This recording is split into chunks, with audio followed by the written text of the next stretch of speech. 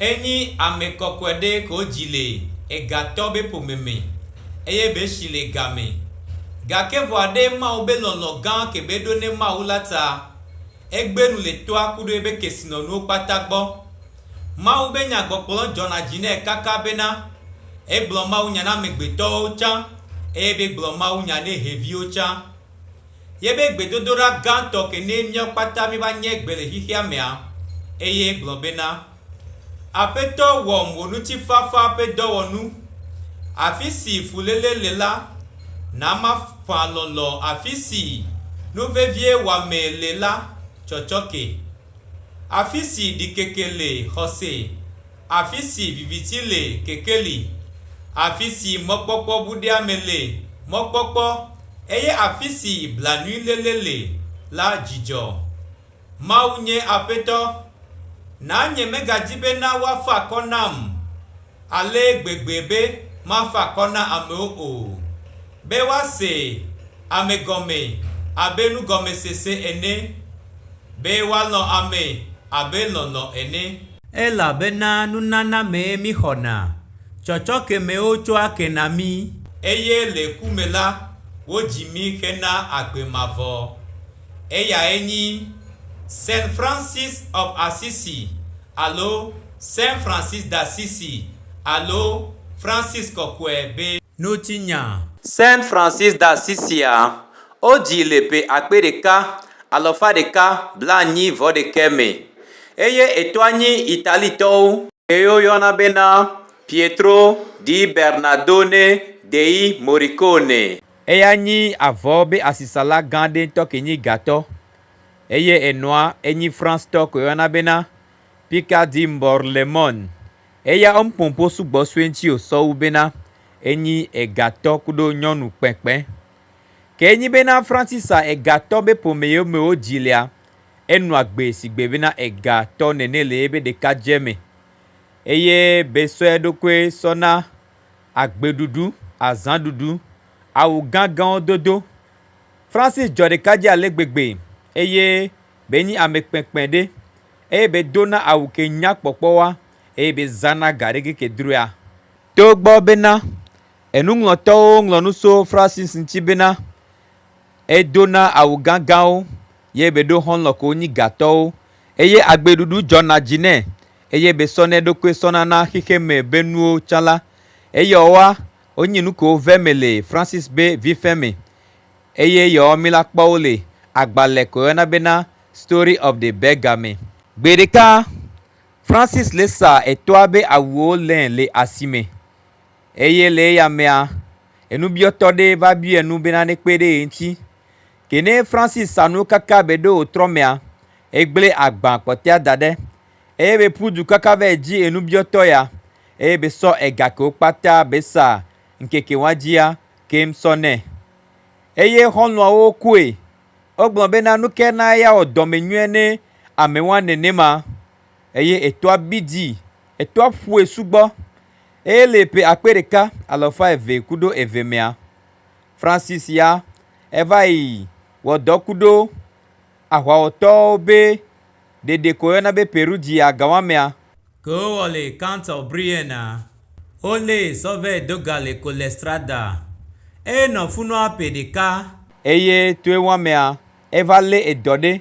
ke nabena Francis troba dengle so yebe agbe antikpo gake vo akebe trogbova asisia le pe akpedeka alofa evekudo ametomea Francis gbatro ide yebe agbe dudu oji yebe agbe koko ede masore me bagbe oji le pvv megbea Francis jole apulia bena yave do soja omele Walter 3 eye ewame aye dede fiande vavane kenabe betrogbova Assisi eye yebe dodrole hikime no pata kekejia ojo ngbalona be yadu agbe sigbedeke yeduna agbe sound eye nunglola o nglo 20 bena leya megbela Francis mbalona klona hono do ve pona sport benuo ngbanona hono nti yo gbatedu na zan sigbedeke ono na sound eye gbedeka hono de kava biese bena de bele dibena yo ade nyonu nema eye Francis 20 na obena nyɔnu ke bia dze bia hela eye wola denae eye nyɔnu ya ke be le gbla eye nyi wamenɔ nyinyi kene owo mozɔzɔ sɔ yi ɖe Roma be anyigba dzia Francis ya ve nana nyikudo ameda heo eye wonɔna biɔ nu le St. Peter's Basilica ye ŋutɔ ɖeka ve nɔna anyi kpoo ye be nɔna ŋgble me eye be biɔ Mawu bena nena ye nume kɔkɔ. Francis gblɔ bena le ga ɖe mea yexɔ ɖeɖefia tɔxɛ ɖe so Yesu Kristo gbɔ eye be sɔ gbedoxɔ ke le San Damiano ke mu dzidzi le asisi gbɔ asɔ fiɔe eye be sɔ ye be atsisoga asɔ fiɔe bena ye ne kpɔ ɖa Francis bena ye ne yi ne ya dra ye be tsɔtsi xɔa ɖo ye me tsɔtsi xɔ ke ne le kaka Francis ya sɔe bena gbedoxɔ ke me ye lea alo fi ke le do gbe ɖa lea ye eye Francis yi be sa etɔa be awu yeyewo eye be ƒudu sɔ gasɔ va ne fada bena ne ba dra tsɔtsi xɔa ɖo ke ne fada nya bena ega ke ne Francis sɔ va ega ke be sɔ fi etɔa ma wo sa sɔ va ye ta egbe bena ye ma xɔ ega la sɔ dra tsɔtsi xɔa ɖo Francis bidzi eye be kɔ ega ŋgbe ɖe anyigba le fada be ŋkɔ ke ne nya bena etɔ la va dɔn to na ye ta ye be dzi bena ya si dzo le etɔ gbɔa Francis ve bede avewo me le San Damiano gake vɔa ke ne adɔwui va te ɖe dzi la egbɔ eye be ƒoɖi kplɔkplɔkplɔ etɔa le eƒoe kaka ye be tui ɖe exɔ vitukui ɖe me Francis menɔ va ɖe dogo gake me ne etɔa Bernados mu le axome oa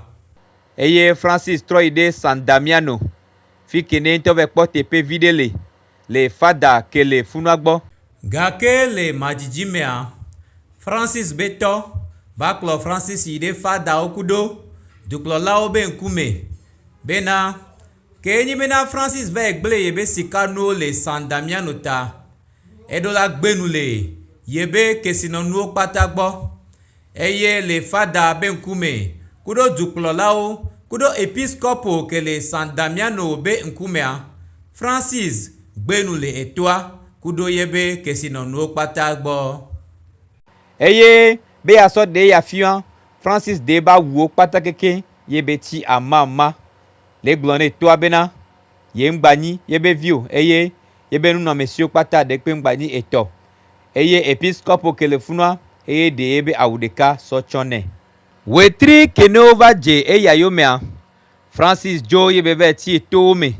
ye be trɔ eɖokui sɔ ɖe enubiɔtɔ le asisi be ŋgbodome ezãna be gamewo le monastero me eye be nɔna wɔ dɔ si gbe bena dɔ sɔvi nene Francis va yi ɖe Gubbio afi ke ne xɔlɔ aɖe va nɛ nu ye be sɔ awu ɖe nɛ sɔ awu bla dzinu ɖe nɛ ye be sɔ ekpo ɖe sɔ do alɔme nɛ ye ke be trɔ gbɔ va asisi la Francis eto edua me le biɔ nu amewo be wone na ye kpe ke ne ya trɔ sɔ va tu San Damiano be gbedoɖaƒea eya ekplɔ Francis sɔ yi ɖe gbedoɖaƒe xoxoa be tutume le pe ameve mea Francis sɔ ye ɖokui sɔ de asi na ayaɖuɖu be agbenɔnɔ eye le eya be wɔwɔ mea etrɔ tu gbedoɖa ƒe sugbɔwo eɖewo nyi San Pietro le Spinar eye eɖewo nyi St. Mary of the Angels gbakuɖo ebuwo tsã ŋdeke nyi ɖe me le pe wetri evelia me le pe akpe ɖeka alɔfa eve kuɖo enyi mea Francis le misa me le gbedoɖaƒe ko woyɔna bena St. Mary of the Angels me ke ne mu dzidzi le fi ke ne eŋutɔ tu xɔvi ɖe le ye be mlɔ ne mea gbɔ eye dziɖuɖu nyuie ke wohlẽ gawã mea eƒompo so ɖeke ke ne Yesu dɔ ye be nusrɔ̃la wo eveawo ɖo bena wone va gblɔ Mawu be nya eke woɖe to le Mateo be agbalẽa me eye eya edo dzidzɔ na Francis ŋutɔ eye tsa sɔe bena yasɔ ye ɖokui sɔ na wamenɔ nyinyi be agbe eye be xɔ awu ɖe ke ne be nyi awu ʋlaya eye be do eye awu wanyi awu ke ne wamenɔ kisekisewo dona eye Francis bla eka ɖe ego dzi eye be le yi le gblɔ ne amewo bena one so wadokuo sona veve sese de wabenu vonta havi lonlon kudo nyichi fafa eye Francis be maunya gbogbola ele no de na me odontia omune homa de jio Francis be agbeno no kebele noa le pereka megbea ena be na ame we de ka o je yomene eye wa o no na agbefa ko to eye o no na rivo torto be gbagbala ome ke mu jijile asisi gbo eye o zana wa me game su gbo sono na disale eto me le ombria be edua ome eye o no na dogo kudo ameo eye wa be gododo kudo ameo wa efiona o enu su gbo le pe akpere ka lo fa eve kudo amasire kemea Francis nto va de yebe ese auto ese konyi ese videpo ese awenyi benko oyona obena regular primitiva alo primitive rule eya enyi ese ko so biblame eye kwenyi bena miaje Kristo be enufiafia obe yome eye miazonle Yesu Kristo be afogume eye bekplo yebe ameko je yome amewere ka oso ede Roma be anyigbanji eye ove bio papa innocent 3 bena yowado ehasoso yeye le Kristo be ehame eye sike oye Roma be anyigbanji la odogo episcopo koyona bena gido keso asisia eya ekplo oso ede Gioviani San Paulo kenyi cardinal ne episcopo agawamele Sabina eye cardinal eye kekplo oso ide papa innocent ametongwagbo eye be po jijwede wabe dodo nchi eye be lon bena ya pompokudo kene won keke sugboa papa vada aside jibena wate do ame hasosoa gakevu amunyi nu benyi osodo agbaleme zedekao glona obena oneto trova ne wabe leme ala make o je wayo mea o le sugbo de dia ne yo agba pompo ne ate do asi agbaleme ha de do kwefion abe bobo nyenye me ha nene ya le vevere dontia jagbagba ye be jesi church ya lo ma o ha be etanyenye eye afodede akpede Francis be yo mejela onti bena o ma va glonso wanti bena o le fion enu bada ameo sigbereke be jode waldansi atoji epewo ye va iya nene to gbo bena papa be to porola de o ogbon bena de kekene Francis o ji bena yo anono wa me no be agbea munyi enu kejeji o munyi enu ke sokudo Kristo to bagbe o chala le ezademia papa coudrin eye be kpo Francis bele lateran of basilica de asi gawame aye be swede do keji bena ya do asi agbaleme bena Francis beha alo frayawa otrozu hasoso le Kristo beha gome eye ngonglo ogbon bena eya vemele pewetri enelia benkeke wi adelia dilepe akpereka alo fa evekudo ewoliame eye gawame e miaglobe odo hasoso koyona bena Francisca order alo frayawa eye gawame a ogbayona hasoso abena the lesser brothers alo nusuko omdo pepemede pepe o eye gawame a ole portion kola eye ogbona maunya tusugbale Umbria kengbe no vale keketa kasova ede Italy le majijimea oso Francis sodo nunola keona bena deacon alo diakra le wame ngbodomea Francisca order wabe hasosoa ele shinkabakaba eye amosugbo le plowado gbedeka le San Rufino le Assisi le pe akpereka alofa evekudo wi de kemea nyɔnuvi dzɔtugbede ke so egato be pomemea ke yɔna be Clara edo to Francis ke be le gblɔ mawu nya eye edzɔdzi nɛ ye tsandi be ya kplɔ ado eya kudo nɔvia ke yɔna be Rufinoa eye le defɔzã be zãme le pe wetri etɔ̃lia be nkeke blavevɔ enyia le pe akpe ɖeka alɔfa eve kudo wu eve mea Clar esi le toa kudo nɔawo be gɔme eye be dze Francis o yome eye Francis kwele portion kola eye funua ye odo hasusu ko yɔna bena pour clar le. Eso mau dowowo be au sona clar. Au keneni au vlade ke di Françis on totoa.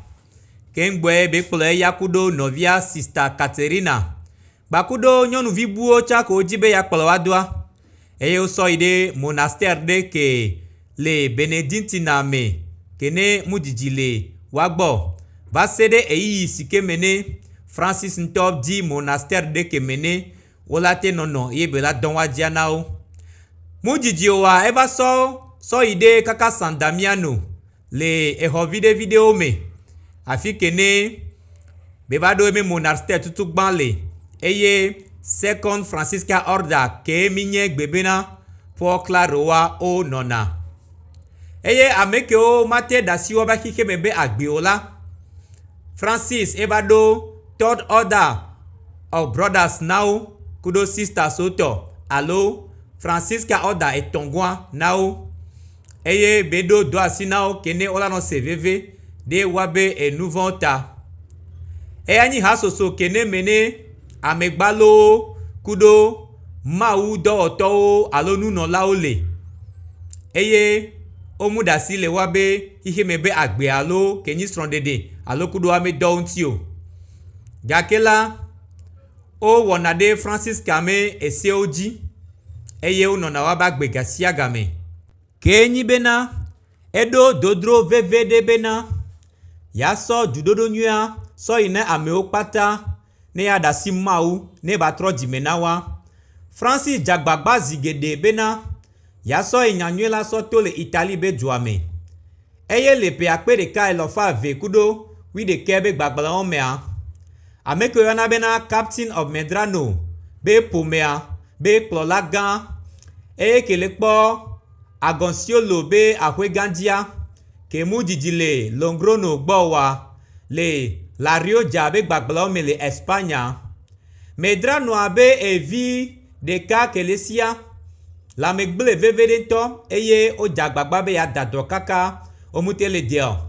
Eva ve me bena Saint Francis tsã le ƒe akpe ɖeka alɔfa eve kudo 11 mea eto gbagblẽwo me va le yi eye be ɖo Agonciolo eye be yi ɖe be ado gbe na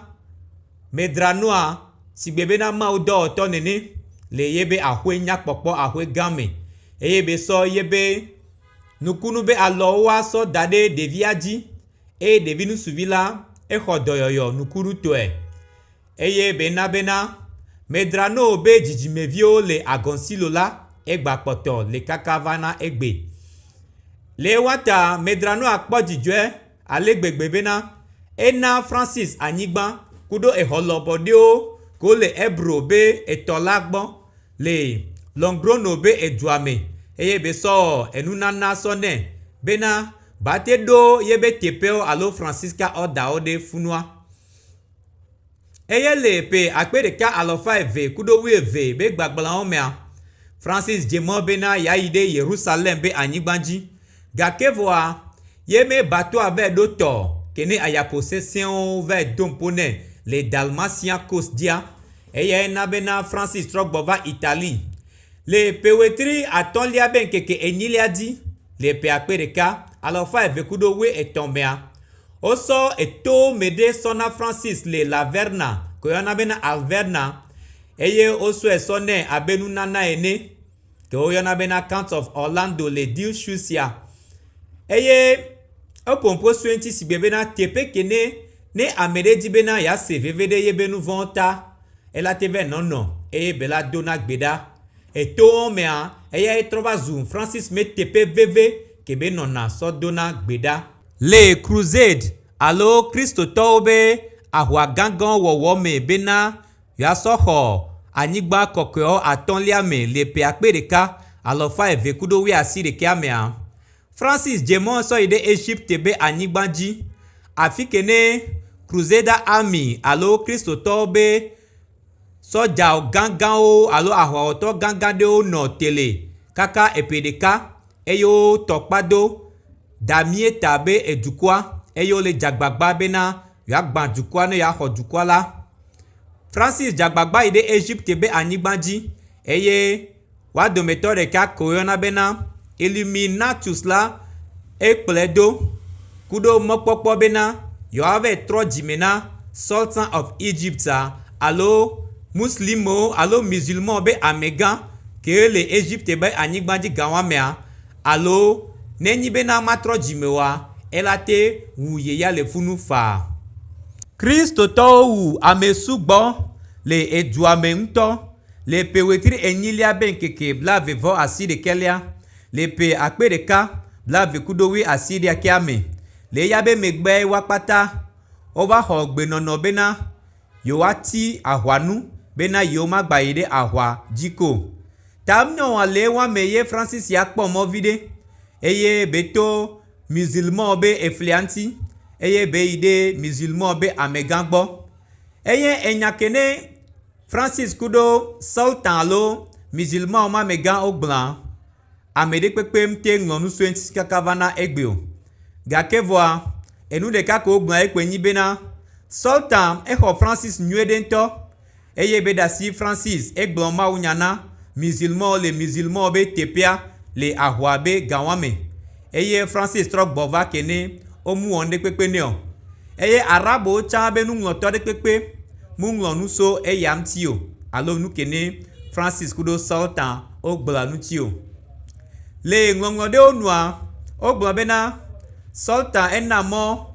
Francis bena bate ide musulman be anyigba koke opataji ne ba gblon ma unya le funua eye nu de pepe nto mateweo bedasi ameo okplo Francis do eye ono crusade obe no pio gawame eye Francis jo le funa so ide Italie be anyigbaji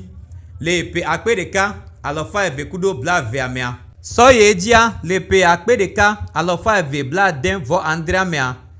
le Bonaventure be maunya gbogblomea glon bena sultan eho mau silele za le yebe ekubaji keni bena edugo kudo Francis a kengbo ebe vaku bedekala okpo Francis le bevanya be monu bele glon mau nyana hevio Francis ka order lo fraya sowa ova le jideji sugbo eye ova mau de hasuso vovovo me oso de roda France oso de roda Allemagne oso de roda Hongrie oso de roda Espagne eye oso de roda wezepe eye kene Francis ho nyanya nana bena owu yenovio le Maroc be anyigbajila getro bova Italie be anyigbaji kebeto Venisa di Conti bena banyi fraya obe jikpola eye tadojinu vegon kentie Francis bagbova Italie be anyigbaji enyi bena Francis ka oda elesi le jideji basede gakemene be lolo sowu Kristo be hasusu poteo gakevoa enuzazan korola no zane hasusoa musugbo lewasio eye Francis gbova bena yo akpo agbon soso enu yonti eye tutugba Francis trova poso yebe règle alo rule onti alo tadojinu kelewasianti lewamea Francis de eseye to ko yona bena first ruler alo rule without a papal bull regular prima alo regular non bulata eya gba pomposo ayadudu nti bakudo apostolo be agbenono nti gakevoa eya egba wele nonome gandeme to gbo bena ese alenene gakevoa papa muda asireji po brother Elias eva ho tepele brother Peter sigbe vicar of Francis nene elepe ameve megbea Francis gbatro enuole eseye yanti alo se gbanto kebe yobe first ruler anti be sozodo ese velia ke oyana bena second ruler ya eyu bena rule with a bull kene papa Honorius ametongwa dasireji lepe wetri aside kelia ben keke blave vo aside kelia lepe akpereka alofa ve blave vo etoame kenyi bena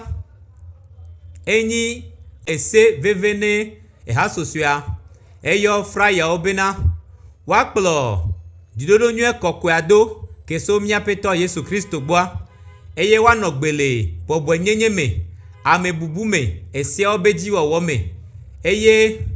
woanɔ gbe ne woaɖokuiwo kene womado na nyɔnu ha o. Sɔkpe ya Françis gbado eseyeyewo ko nyi ɖokui dzi ɖuɖu Mawu nyagbɔgblɔ kengbe asɔ ɖo woabe hasusua me la to. Kene papa gbe da asi ɖe esia dzi kpoa Françis dzo eye ŋgbakpɔna gaglagbe be edɔwo gbɔ eye le ƒe akpe ɖeka alɔfa eve blaeve-vɔ ɖeke kudo ƒe akpe ɖeka alɔfa eve blaeve-vɔ eve mea Françis to le Italie be dua me eye be yi ɖe Catania le Silisi eye le wa megbea eva yi ɖe Bologna. Kene Françis le do gbe ɖa le etowo me sɔ le wɔ dadra ɖo na Malkemas alo bɔbɔ gã ɖe ke wɔna le ƒe wetri asi ɖekelia be ŋkeke blaeve-vɔ asi ɖekelia mea eye gbedoɖa ya kudo nubabla ya eɖo la wɔ ŋkeke blane. Vɔ wogblɔ bena le ƒe wetri asi ɖekelia be ŋkeke 19 dzi le ƒe akpe ɖeka alɔfa eve blaeve-vɔ enea mea le ŋkeke tɔn kene ehamea ɖu the exaltation of the cross be megbe la.